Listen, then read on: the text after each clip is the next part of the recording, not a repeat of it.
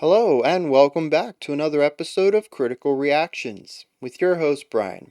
We're going to wrap up today with a creator request, which is where a smaller band gets in contact with me and asks me to check out their music. This one comes at us from a band called Sinnery. Hey dude, how you doing? I'm doing fantastic, thanks for asking. First, let me say that we very much enjoy your videos. We just found out about you through the last Dillinger Escape Plan reaction you did. It was very cool. We'd really love it if you did one for a new heavy music video for our song Black Bile. It's very heavy, the whole music video is very cool, and DIY. Alright, let's dive into it. Let's see what Sinnery is bringing to the table with Black Bile.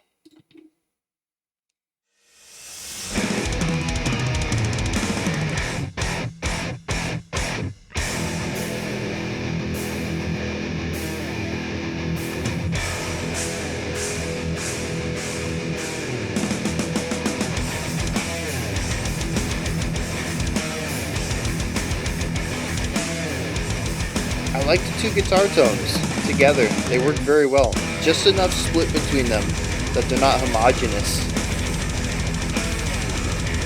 but still both coming together for a semi-unified sounds.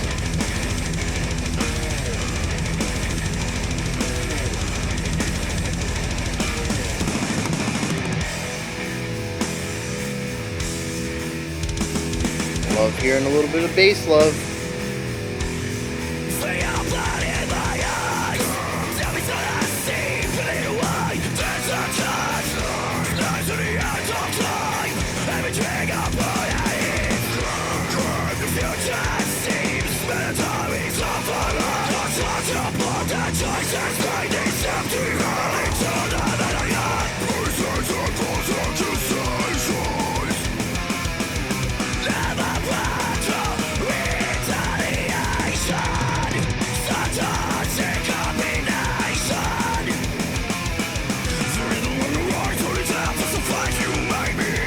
Yeah, really nice lead into that with the rising perceived tone and the increase in rhythmic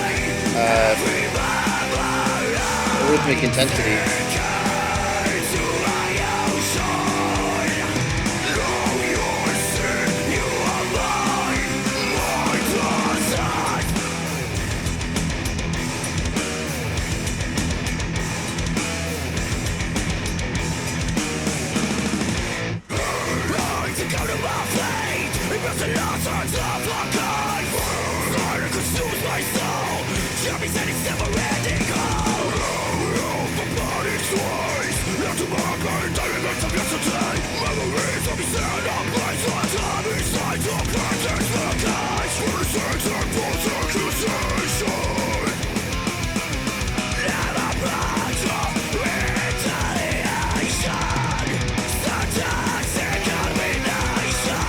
Putting some harmony on the riff.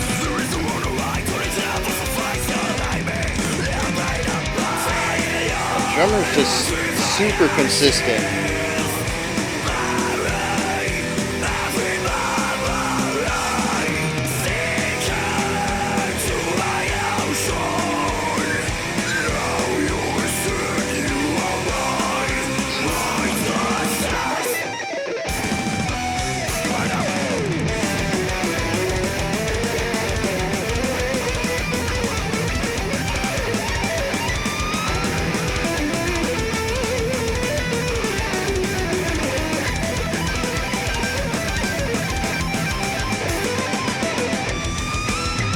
Interesting choice there. A lot of rhythmic dissonance between the soloist and the underlying riff.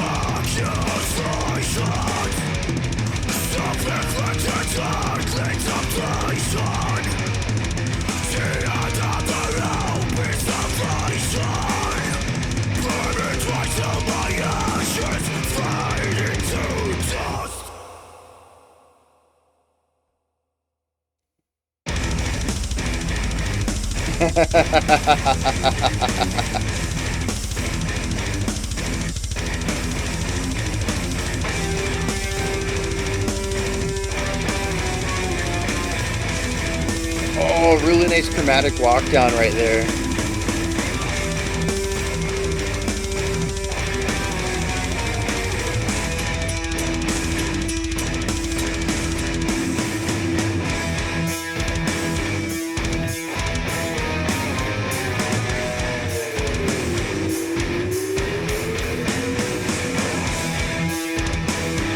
Yeah, this atmospheric halftime breakdown, really nice contrast.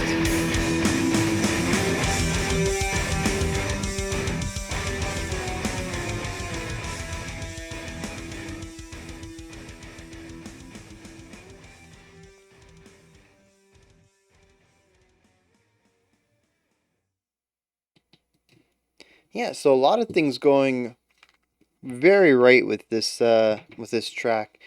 Um, we have some groovy guitar riffs. We have some energetic, rule of cool guitar riffs. Um, we have a bit of vocal variety for it all being harshes, and a really cool idea in the chorus I'm going to touch on as far as vocals go. Drumming is solid. The guitar solo was a good display of skill. We'll get on that later though, because it did have something that was interesting. Let's just get into it, right? So primarily, what our guitars are doing is uh, a lot of laying on an open string, a pedal tone, and having a lick or a riff at the end of a series of rhythmic ideas across this root note. Interestingly, the pattern for this changes often. For instance, our pre-chorus is the same one bar phrase over and over and over and over. In our second pre-chorus, we had an harmony layered on top of it with a second guitar, but in the other two pre-choruses, actually, this was also our ending idea before we had that bit of silence into the hard break. So technically, it wasn't a pre-chorus there because it didn't lead us into a chorus, but I'm still going to call it the pre-chorus part. Those two times, though, we didn't have the harmony. It was only in the second time we visited the section. Um, but yeah, it's like 3 bars or two and a half beats or 3 beats of the uh, the pedal tone writing, and then like a 1 or 1.5 beat phrase for a little lick at the end of it, and just repeat that over and over and over. And it's just got like this really nice energy to it. It's really great as a pre-chorus because it allows this tension to be built up to lead us into the bigger chorus. Our verse, though, does something a little different. We have a different rhythmic idea bouncing around on our pedal tone. However, the lick at the end of our phrase, which I think is a 2 bar phrase here, um, the lick at the end of it changes. Bar 1 and 3, or I should say repetition 1 and 3 are the same, but 2 and 4 are different. It kind of gives us these pockets of 4 bar phrases. But if you look at an 8 bar phrase, that's where you see the entire idea, where you have your bass and your variation, and then your bass and a second variation on it that feels more um, resolute. It wraps up the whole phrase a lot more nicely than that second one does. The second one kind of implies a continuation of. So it actually works very well in the same manner that typical chord progressions go, where you start home, you have an intermediate chord, then you have a leading tone that points you to your resolution. And that's kind of what happens here. We have 2 tones that sort of show us where to go, and then we have 1 tone that allows the progression to continue, and 1 chord that allows the progression to have an ending, so to speak. It still loops back to the first one very well. There's nothing in there that provides like a harsh ending, but it is more resolute than our second time through. Um, Interestingly, it was, I don't remember what section it was. It was coming into the first verse, wasn't it? Or maybe it was the beginning of the first verse where we actually heard the bass for a little bit. I enjoyed that. It was a bit quiet, kind of hard to hear, even though it was primarily the only I think there was a guitar with a suspended note, just allowing the tone to ring. But otherwise, the bass was the only thing moving, and it was still kind of hard to hear. And then I never picked it up the rest of the track, so I'm just going to assume it was doing what the guitars were doing a lot of the time, just kind of blending into that sound. And then the drummer, just super solid the entire song. A lot of the time sitting in a pocket with just these really tight bass kicks that follow on with the rhythmic idea going on in our pedal tones on our guitars. But there were a couple of really nice fills in there that were just extremely tight and precise. So just overall, all the instrumentation in this band is very well done. Um, there isn't anything in here that really stood to shake up the style of music, but that is perfectly fine. As I've talked in the past, there's iterative bands and innovative bands, people who change things and people who refine things. And this is definitely a refinement of this sound, really perfecting it. So with that said, there's two more things I want to talk about real quick, and then maybe we'll hit theme and then hit lyrics. The first thing though is the guitar solo. What was interesting is the underlying idea in the foundational guitar work was it was the same rhythmic idea on the pedal tone that we have heard a few times prior. I don't remember if it was the verse or the pre-chorus idea, but we had this rhythmic syncopation going on built into the song, and then the guitar solo was fighting that with the constant 16th note shred, and there's just this juxtaposition going on there. I don't think it was bad. It was distracting on a first listen because I had two rhythms fighting for dominance, and the last thing that you want as a soloist is for your foundational aspects to be fighting for it. But I don't know that there would be anything to do in that situation. I don't think it was a production thing. I don't think you could EQ the foundation guitars lower, because it would have upset the sonic weight of the track. So the only thing you could have done would be to write a less rhythmically complex or interesting line for your rhythm guitars, so your solo guitars can take the spotlight a little more. But the thing is that there's definitely something going on here. This isn't the first time we've heard this, right? Lots of bands do this. I don't know why it stood out to me here. Maybe it was a production thing. Maybe maybe it's not a volume thing, but it's like an EQ thing. I don't know. Um, but it like I said, it wasn't bad.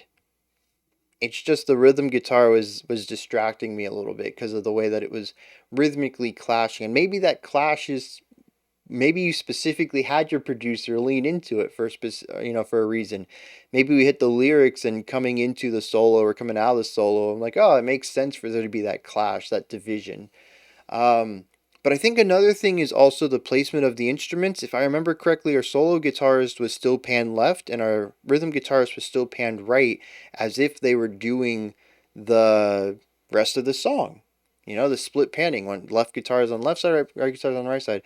But here, given that there's spotlight, the rhythm guitarist should have been, I say should have, more traditionally would have been given both sides and pulled back a little bit, and the lead guitarist would have been pulled center and put the spotlight on him. That might be it actually, because the panning didn't change. It gave them both equal weight still in my ears. That might have been what happened. Um, yeah, I'm not thinking it was a musical clash. Now I'm leaning more towards production on this one. Um, I don't know. Maybe I just got to go back and listen to that again and see. Maybe it was just a first time listen thing. But yeah, that stood out to me. The solo itself, though, was fine. I really liked the beginning. There was a bit of pacing to it, almost like we had the shred that came into the beat one. It was like a pickup bar, um, or like three pickup notes into the solo with a little bit of speed to it, and then it was almost like an abrupt stop, almost like narratively, the solo was picking up speed, and they're like, oh wait, I didn't stretch first or something like that. And I really like that. It's almost this moment of hesitation That's exactly what it is. It's hesitation. It's getting the energy to start the solo and then hesitating for a brief moment. And it's almost like realizing what happened or realizing you forgot something and then getting back into the headspace for it and finishing the solo out. It was a very cool moment. And it wasn't, maybe it was the same scene in the music video of the dude being told he has to cut the corpse or whatever was going on there. And he failed to, and then they tied him up or whatever. But yeah, there's hesitation in the music video as well there. So maybe that was supposed to line up. I don't know, but I do really enjoy that moment. It's a bit of this fighting the urge, or like getting broken out of a trance or something like that, right? Really being in the zone and coming out of it, and like, oh geez, what's going on here? And creates that moment of hesitation. Very cool. Um,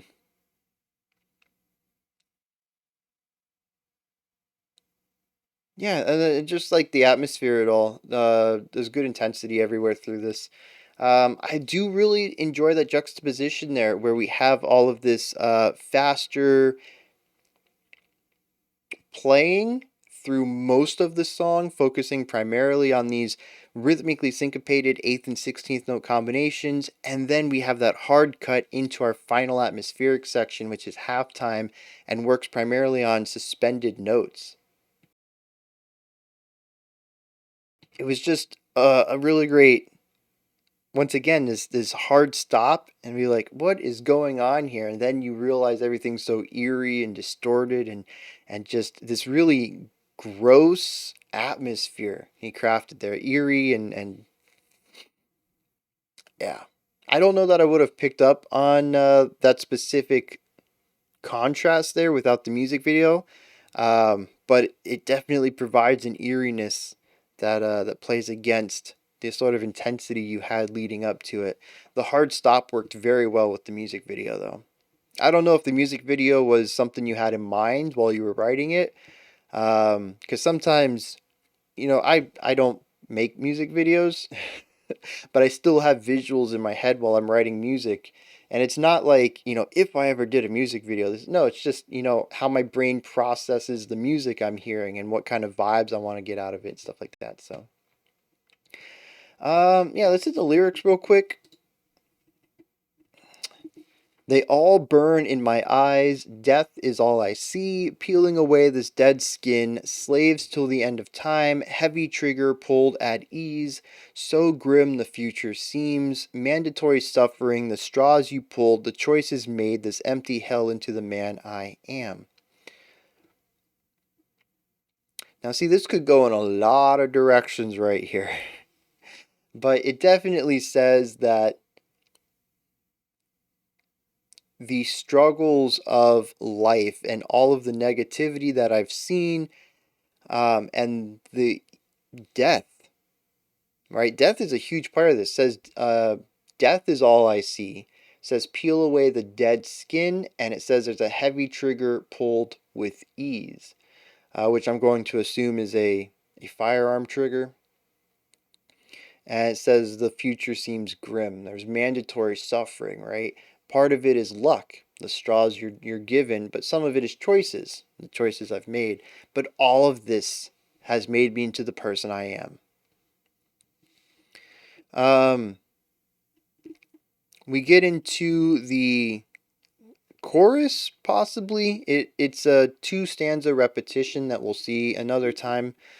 Past mistakes and false accusations never brew true retaliation. Such a sick combination. There is no wrong or right. Only death will suffice. You made me. Now pay the price. Fill your lungs with my ashes. Bury every memory. Sink into my ocean. Know your sin. You are my disease.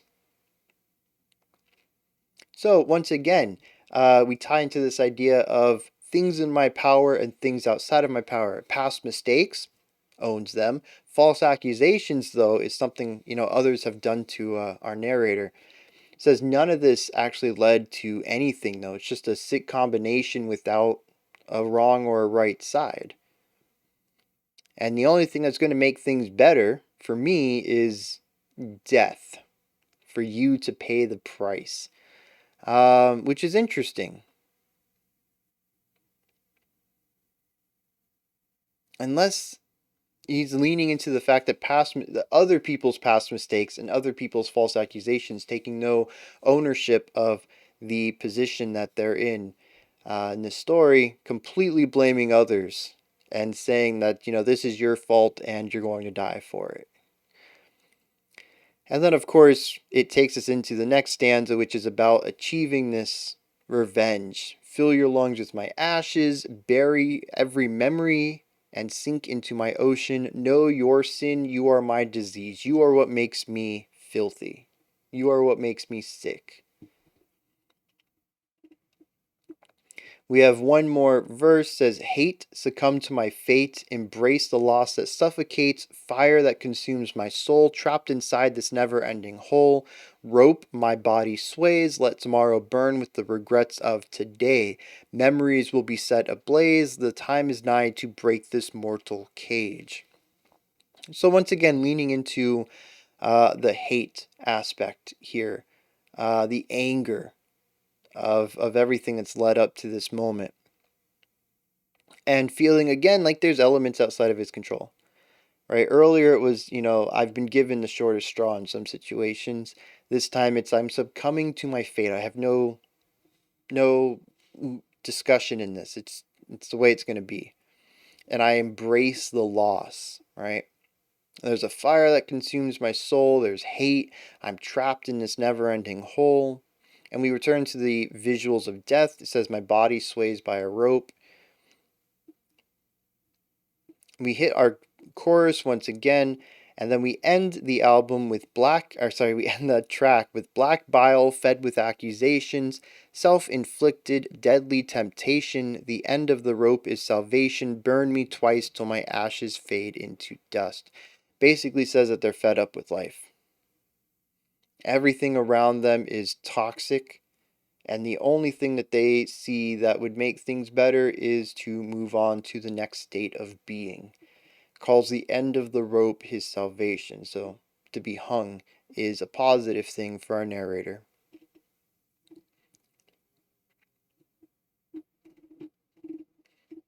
Yeah, so just a very aggressive set of lyrics that talk about somebody who's very tortured.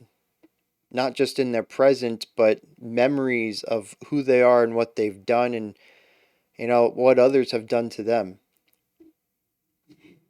Life has been tragic for them, and the only way out they see that has any sort of positive thing is death, which fits with the aggression of the music.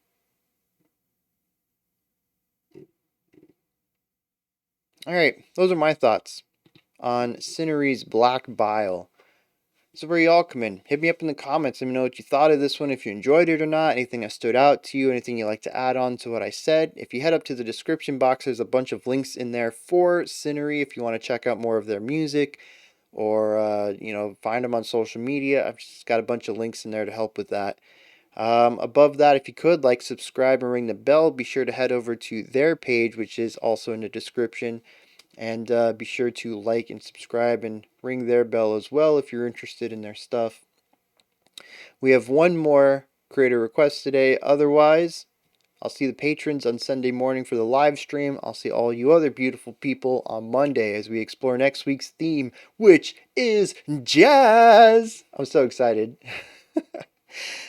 Huge shift from the heaviness here. But, I'm a jazz trumpeter. I love jazz music, so it'll be interesting to see what y'all have in mind when I say jazz. Maybe I can find out some new music. There's definitely everything recent. I'd say I have a pretty blind spot for regarding jazz. Same with classical. Everything I know is more of the classics for both of those styles. So it'll be interesting to see if there's any modern jazz that gets tossed my way. Anyways, that's it for this one. As always, remember to be critical, not cynical of the music you listen to, and have a fantastic morning, afternoon, or evening whenever you choose to watch my videos.